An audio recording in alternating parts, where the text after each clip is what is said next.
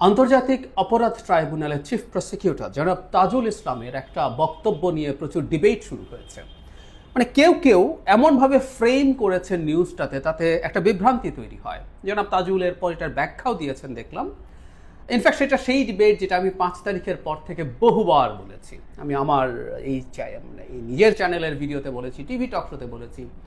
যখনই আমরা গণহত্যাকে জেনোসাইডের সিনোনিম হিসাবে ব্যবহার করছিলাম, আমরা জেনোসাইডের সিনোনিমই আসলে গণহত্যা করছি, শব্দটা ব্যবহার করছি, এবং আমাদের শব্দের মধ্যে যথেষ্ট ভ্যারিয়েশন নেই। আমরা ম্যাস কিলিং যেটা সেটা বা ম্যাসাকার, এগুলোকেও গণহত্যা হিসাবেই দেখতে চাই।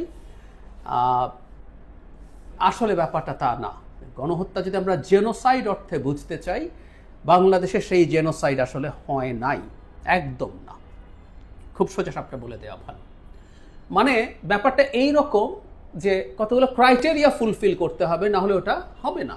মানে প্রচুর মানুষ হত্যা হয়েছে কিন্তু গণহত্যা হয়নি, হতে পারে। যেমন আমি একটা উদাহরণ দিই, আমেরিকা জাপানের যে দুটো শহরে নিউক্লিয়ার ওয়েপন ইউজ করেছে, ইনডিসক্রিমিনেটলি মানুষ হত্যা করেছে, শিশু, নারী, বৃদ্ধ, প্রত্যেকে হত্যাকাণ্ডের শিকার হয়েছে।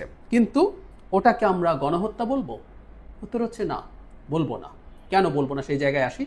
দুটো বোমায় ইনস্ট্যান্টলি 5 লাখের মতো মানুষ মারা গেছে, মানে কয়েকদিনের মধ্যে। এরপর দীর্ঘ এফেক্টে আরও বহু মানুষ, কিন্তু এটা গণহত্যা না। তুলনায় এই অল্প কিছুদিন আগের একটা গণহত্যা যেটা অ্যাকসেপ্টেড, সেটা হচ্ছে সেব্রেনিৎসা জেনোসাইড, যেখানে বসনিয়ান 8,000 মুসলিম পুরুষকে মূলত হত্যা করা হয়েছিল, সার্বিয়ানরা করেছিল। ওটা আবার জেনোসাইড। তাহলে বিরাট সংখ্যার মৃত্যু, লক্ষ লক্ষ মৃত্যু, যেখানে শিশু, নারী, বৃদ্ধ সহ সবাইকে বেড়ে ফেলা হয়েছে, সেটা গণহত্যা না, কিন্তু এটা গণহত্যা। তার চাইতেও মজার কথা, এই যে হত্যা শব্দটা আমরা ব্যবহার করছি, এর মধ্যে আর একটা ইন্টারেস্টিং ব্যাপার আছে। গণহত্যা হওয়ার জন্য হত্যা হওয়ারও দরকার নেই। ইয়াস, সত্যিকার অর্থে একজন মানুষ হত্যা না করেও গণহত্যা করা যেতে পারে। আমরা একটু দেখি আসলে গণহত্যার একটা আন্তর্জাতিক বিষয় আছে। জাতিসংঘের একটা কনভেনশন হয়েছিল, সেই কনভেনশন অনুযায়ী জেনোসাইড কাকে বলে, কি হলে একটা জেনোসাইড হবে, একটু জেনে নেই। এটা আমাদের জেনে রাখা ভালো। শেখ হাসিনা জেনোসাইড করেন নাই, কিন্তু তিনি বিভৎস অপরাধ করেছেন। কি সে অপরাধ, সেটাও আসবো। জেনোসাইড ডেফিনেশনের ক্ষেত্রে খেয়াল করুন, আমরা যদি বাংলায় এভাবে বলি, কনভেনশন অনুযায়ী বলা হচ্ছে 5টা কাজ আপনি যদি করেন, 5টা কাজের যে কোনো একটা, আবারও খেয়াল করুন 5টা কাজ আমি একটু বলছি, এখানে তালিকাতেই আছে, আপনারা দেখছেন, যে কোনো একটা, একাধিকও করতে হবে না, যে কোনো একটা করলেই সেটা জেনোসাইড। এখন ওটা কার প্রতি করতে হবে, বলা হচ্ছে আপনার উদ্দেশ্য যদি থাকে with intent to destroy in whole or in part a national, ethnical, racial or religious group. তার মানে এই ধরনের একটা গ্রুপকে সম্পূর্ণ বা আংশিকভাবে আপনি ধ্বংস করার জন্য যদি নিচের 5টা কাজের যে কোনো একটা করেন, সেটাই জেনোসাইড হয়ে যাবে। 1 নাম্বার হচ্ছে হত্যা করা, এই একটাই কিন্তু হত্যার কথা বলা হচ্ছে। 2, serious bodily or mental harm, মানে ওই জাতিগোষ্ঠী, সেটা বিভিন্ন রকম ধর্মীয়, এথনিক অথবা ন্যাশনাল কোনো একটা গ্রুপকে আপনি যদি শুধু তার পরিচয়ের কারণে শারীরিক এবং মানসিক ক্ষতি করতে চান। তারপরে বলা হচ্ছে যে তাদের ফিজিক্যাল ডিস্ট্রাকশন করার জন্য কোনো ব্যবস্থা করতে চান। 4 হচ্ছে প্রিভেন্ট বার্থস উইদিন দ্য গ্রুপ, মানে আপনি এমন কিছু যদি করেন যে ওই শ্রেণীতে আপনি যথেষ্ট জন্ম হতে দিতে চান না। একটা উদাহরণ দিই আপনাদের, যেমন ধরুন রোহিঙ্গাদের ওপরে একবার এরকম আইনের আলাপ মিয়ানমারে ছিল, যে রোহিঙ্গাদের জন্য তাদের শিশুর সংখ্যা তারা নির্ধারণ করে দেবে, শুধু রোহিঙ্গা, তার মানে কেমন একটা নির্দিষ্ট জাতিগোষ্ঠী, ধর্মীয়, তার উপরে করবে। বা আমরা 2 যেমন বলছি বডিলি অর মেন্টাল হার্ম, তাহলে আমরা যদি এভাবে মেলাই, ভারতে শুধু মুসলিম হওয়ার কারণে মেন্টাল হার্মের শিকার হচ্ছে, বডিলি তো বটেই, শুধু মেন্টাল হার্ম, যে হ্যারাস করা হচ্ছে, তুমি মুসলিম তাই, এটা একটা জেনোসাইডাল অ্যাক্ট আসলে। 5 বলছে forcibly transferring children to the group to another group.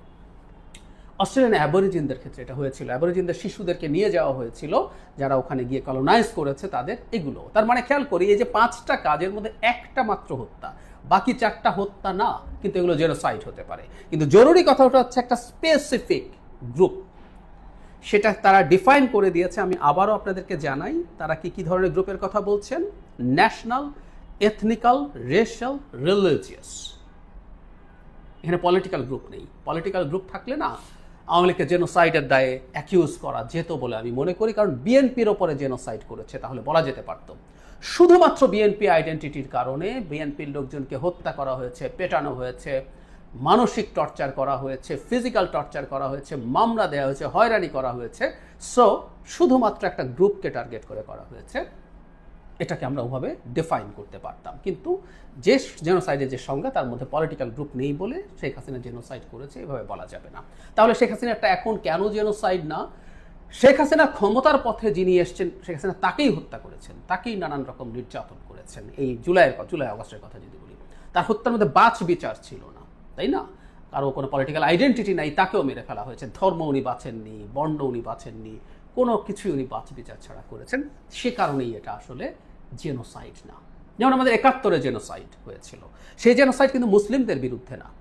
মুসলিমদের ক্ষেত্রে পাকিস্তান আর্মি যারা তার শত্রু হয়েছে তাকে হত্যা করতে গেছে বা তার সাথে রিলেটেড, এর মধ্যে ওয়ার ক্রাইম আছে।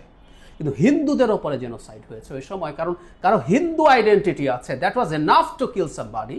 টর্চার করা তখন জায়েজ হয়ে গেছে। আমাদের নিশ্চয় মনে আছে, এটা আমরা জানি, পুরুষ সন্দেহ হলে কাপড় খুলে চেক করা হয়েছে সে হিন্দু না মুসলিম। আমরা নিশ্চয়ই, আমি ছোটবেলায় দেখেছি অনেক বৃদ্ধ হিন্দু নরনারী ইসলামের কালেমা জানতেন, অনেক সূরা মুখস্থ জানতেন। আসলে ওই কারণে উনি প্রমাণ করতে চাইতেন, উনি ওনার পরিচয় লুকাতে চাইতেন। এবং ভারতে যারা গেছে এটার প্রধান অংশ কিন্তু হিন্দু ছিল। তাহলে পাকিস্তান মিলিটারি শুধুমাত্র হিন্দু এই আইডেন্টিটিটা আছে, এটা একটা রিলিজিয়াস গ্রুপ। ওকে, এবার আমি নানা রকমভাবে ক্ষতিগ্রস্ত করার চেষ্টা করব, নির্মূল করার চেষ্টা করব, ইন হোল আর ইন পার্ট। ওটা জেনোসাইড ছিল। সুতরাং এগুলো যদি আমরা মেলাই, তাহলে শেখ হাসিনার সময় আসলে জেনোসাইড হয় নাই। কিন্তু এটাও সত্য, শেখ হাসিনা বিভৎস কতগুলো অপরাধ করেছেন। এটা জাস্ট খুন জখম না, এটাকে ক্রাইম অ্যাগেনস্ট হিউম্যানিটি বা মানবতা বিরোধী অপরাধ বলে। আপনি আর 10টা খুনের মতো না, এই খুনগুলো ভিন্ন। এই খুনগুলো বা এই অন্যায়গুলো তিনি এমনভাবে করেছেন, এটা মানবতা বিরোধী অপরাধ, মানে হিউম্যানিটির বিরুদ্ধে। আমি আমার এলাকায় 10 জন মানুষকে খুন করলাম টাকা পয়সা নিয়ে, কন্ট্রাক্ট কিলার, মানবতা বিরোধী অপরাধ না। কিন্তু হাসিনা যেগুলো করেছেন এটার জন্য একদম রীতিমতো রোম স্ট্যাটিউট আছে। এটা নিয়ে আজকে আর বিস্তারিত কথা বলছি না, আপনারা কেউ পড়ে নিতে পারেন বা সময় করলে এটাকেও বোঝানোর চেষ্টা করব। তো ওই ক্রাইটেরিয়াগুলো ফুলফিল করেন, সেই কারণেই দেখবেন শেখ হাসিনাকে উনি অপরাধ করেছেন বাংলাদেশে, কিন্তু ওনাকে আমরা ইন্টারন্যাশনাল ক্রিমিনাল কোর্ট বা আইসিসিতেও বিচার করতে পারি। সুতরাং গণহত্যা বলতে আমরা যেভাবে বুঝতে পারছিলাম জেনোসাইড অর্থে, জেনোসাইড অবশ্যই হয়নি। আমি 5 তারিখের পর থেকে বহুবার বলেছি, আমরা জেনোসাইড যদি বলি এটা ভুল হচ্ছে, জেনোসাইড হয়নি। জনাব তাজুল খুবই সঠিক কথা বলেছেন, অহেতুক তার বিরুদ্ধে আমরা অনেকে যতটা ক্ষেপছি এটা ঠিক না। এবং জেনোসাইড না করলেও আসলে শেখ হাসিনা যা করেছেন এটা বিভৎস ব্যাপার, বিভৎস ব্যাপার। জেনোসাইডগুলো ক্রাইম অ্যাগেনস্ট হিউম্যানিটি, কিন্তু সব ক্রাইম অ্যাগেনস্ট হিউম্যানিটি জেনোসাইড না, এভাবে আমরা বলতে পারি।